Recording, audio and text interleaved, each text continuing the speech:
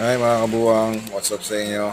Yan, tumuturo-turo pa ang aking kaibigan at kumpare na si W. Warak Arvin in the house. At nandiyan kami sa Blue Lagoon. Yan, siwing-siwi pa si Kabuwang TV. Yun. Minsan, no, kailangan mo din lumayo.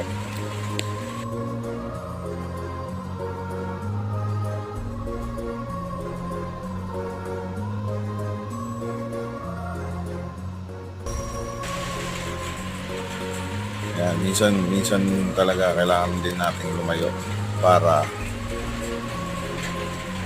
yun, pumutot kasi minsan mabaho talaga yan.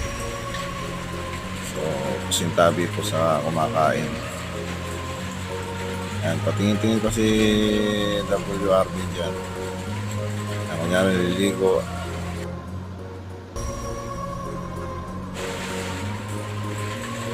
Yan, pa-shades pa siya dyan eh. Tapos nandun na ako sa dulo. Yan.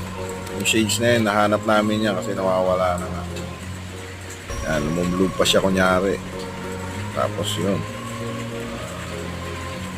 Pagtalon nung mawawala. Kaya kung sino man yung mga nakakuha, siguro pakibalik na lang kay WRB.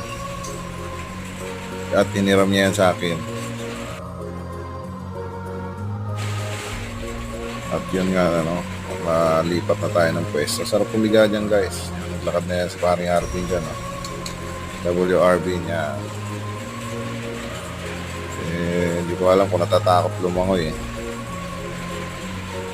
So ayan, dalawa lang kami dyan guys. Sarap maligo dyan. Lamig ng tubig. Yan nga pala yung Blue Lagoon. Yan, at dyan nagtatapos guys ang ating Blue Lagoon adventure. Smooth trail lang yan. Napaka short trail lang.